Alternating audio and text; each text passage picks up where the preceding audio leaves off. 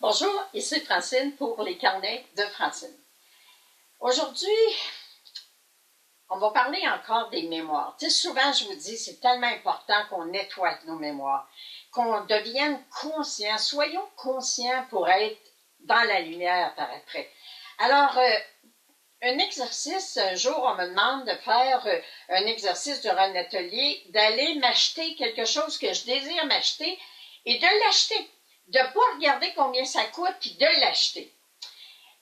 Et que l'univers se chargera bien de faire que je ne sois pas en manque après ça parce que je me suis permis d'acheter l'objet de mes rêves.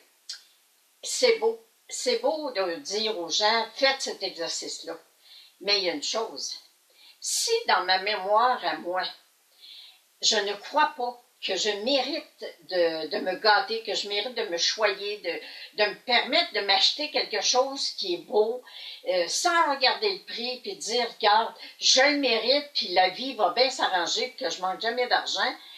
Si dans ma mémoire, je n'ai pas nettoyé cette pensée-là, si j'ai eu comme éducateur des parents qui ont toujours calculé, parce que oui, je vous le dis, on est une famille de 11 enfants, c'est sûr que j'ai été élevée avec des parents qui ont calculé, mais qui, à l'occasion, se permettaient d'acheter des choses. Mais ma mère avait ce pouvoir-là de croire qu'elle méritait de recevoir.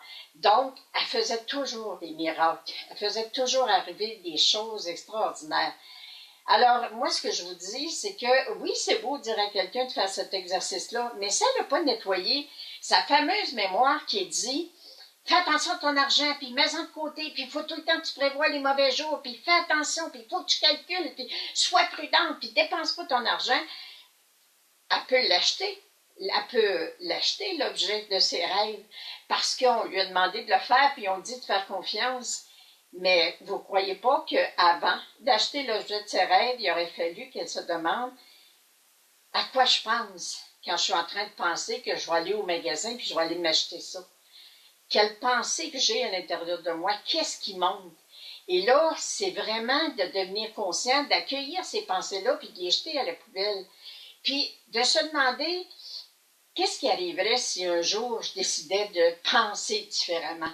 Si un jour je décidais de vraiment croire que oui, il y a une providence, puis que oui, l'univers peut s'occuper de pourvoir à tous nos besoins, et que ça serait le temps que je crois que je mérite de recevoir, que ça soit le temps que je crois que il n'y a pas juste 5 personnes ou 10 personnes sur la planète que l'univers s'occupe d'eux. Tous les enfants. Le soleil, la plus belle preuve qu'il y a de la justice, c'est que le soleil brille pour tout le monde. Alors, si le soleil brille pour tout le monde, ça veut dire que la chance brille pour tout le monde.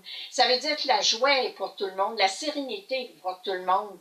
Mais avoir la foi, ce qui est pas identique pour chaque personne, c'est le degré de foi. Alors, ayez la foi. Nettoyez vos mémoires, devenez conscient de vos pensées, puis posez-vous là la question.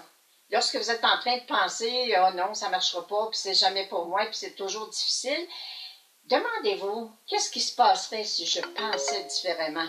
et osez penser différemment. Alors, bonne réflexion. Merci, je vous aime. Merci de partager.